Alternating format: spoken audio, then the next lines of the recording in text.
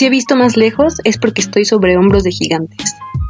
Hola, solecitos en cuarentena, les doy la bienvenida a su podcast de confianza, Cambiemos la conversación. Estamos muy felices de que nos sintonicen desde YouTube, Spotify o cualquier otra de nuestras plataformas. Y pues vayan por su café y pónganse cómodos porque hoy el chisme está bueno y bastante curioso.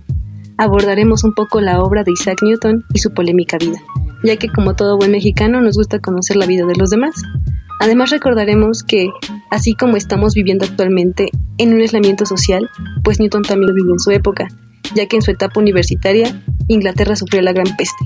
El día de hoy nos acompaña Omar Guerrero Oropeza, estudiante de sexto semestre de la licenciatura en Matemáticas de la Universidad de Guanajuato, con quien platicaremos un poco de esto. Pues gracias por la presentación y también de igual manera muchas gracias por haberme permitido participar en este podcast y saludos a todos aquellos que nos estén escuchando. Espero que todos estemos respetando lo que es este confinamiento, ¿no? Debido a la situación del coronavirus y que estemos en nuestras casitas guardando su sana distancia y evitando reuniones. Y regresando al tema, pues qué bueno que hablemos de Newton, ya que este fue un ser humano tremendo que fue reconocido como uno de los más grandes físicos, matemáticos, astrónomos, pero sobre todo científicos en general de la historia, debido a todos sus descubrimientos e invenciones. Ahora bien, como muchos sabemos, este nació en un 25 de diciembre del año de 1642, allá a mediados del siglo XVII. O sea, Newton tuvo tanta importancia en la historia que creo yo que todos en algún momento de nuestra vida hemos leído o escuchado sobre él, ya sea por medio de documentales, podcasts como el que estamos haciendo en este momento, o también en la misma escuela en donde hemos estudiado sus leyes, ¿no? Las famosas 3 leyes de Newton. Inclusive muchos hemos visto en redes sociales, en grupos de ciencia o cosas relacionadas, cómo hacen referencia a un antes y un después de Newton en cuanto a la ciencia, a la historia de la ciencia. Todo esto pues debido a lo que logró en el transcurso de su vida.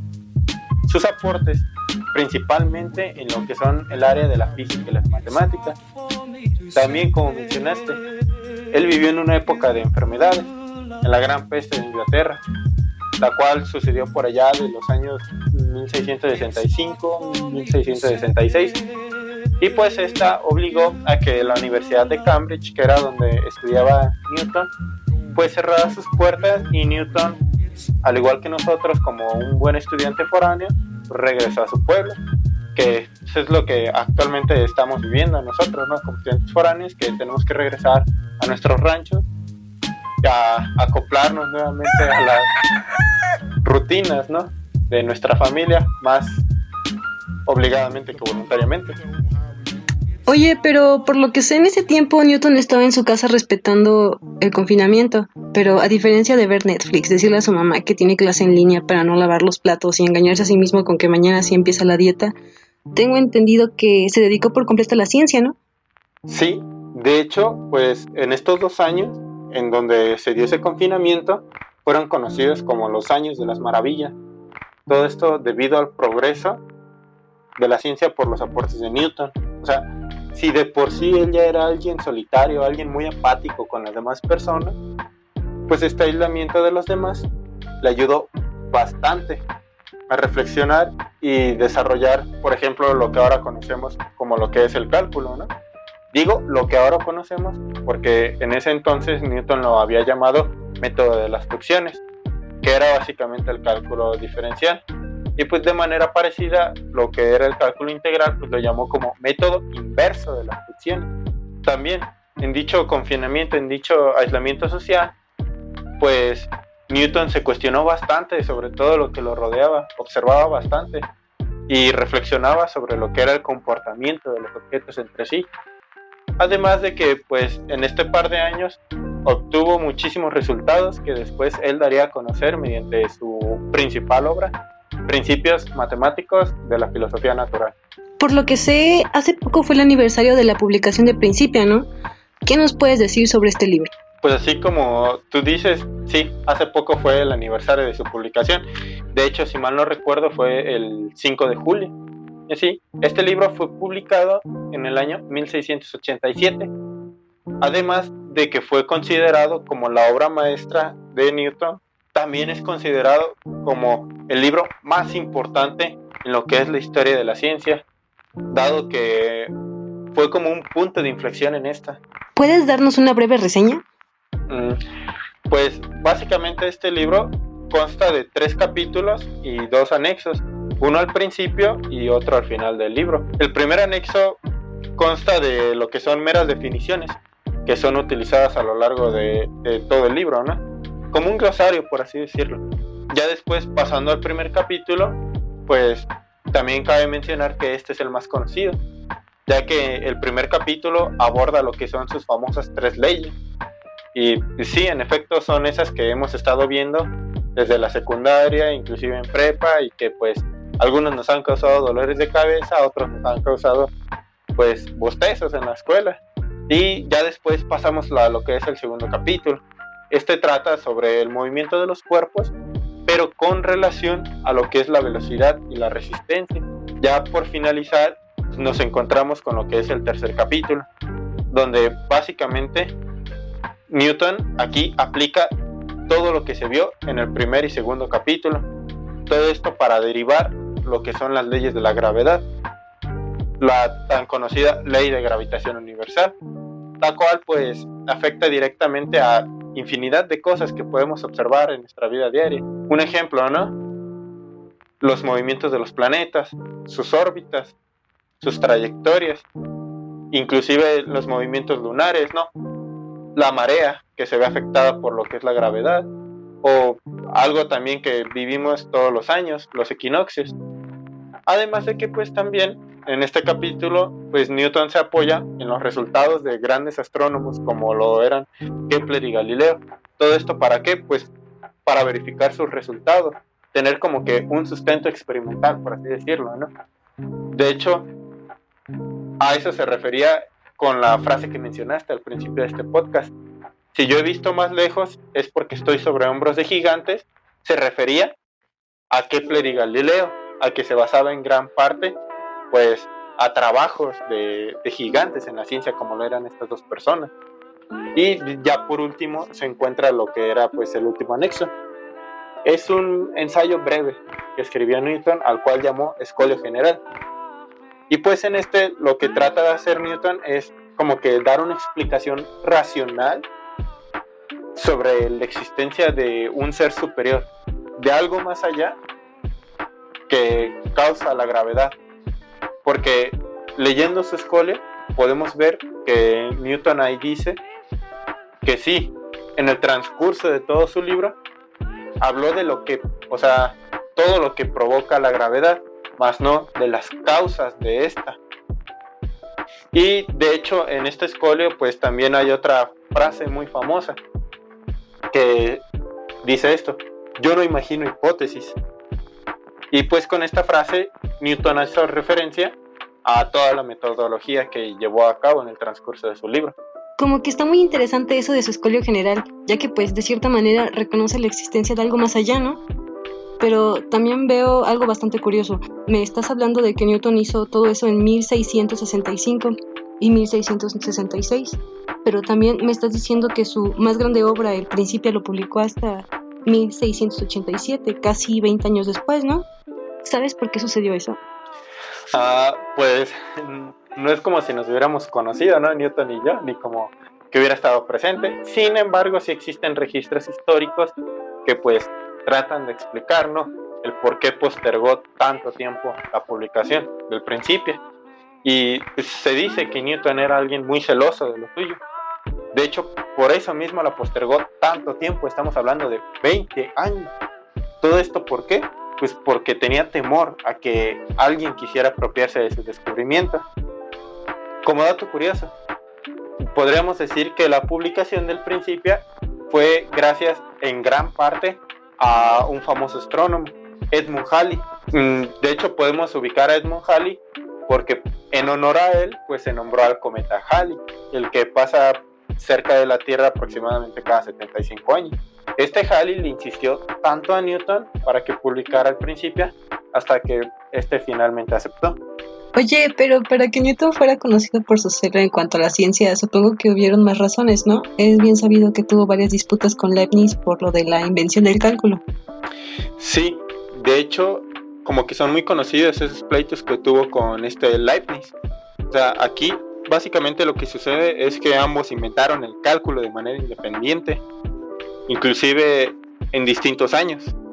Sin embargo, lo que sucedió es que Leibniz lo dio a conocer primero, y eso obviamente no le iba a gustar a Newton, ¿no? De hecho, hasta se dice que en una rabieta, prácticamente un berrinche, Newton llegó a decir: los segundos inventores no tienen derechos.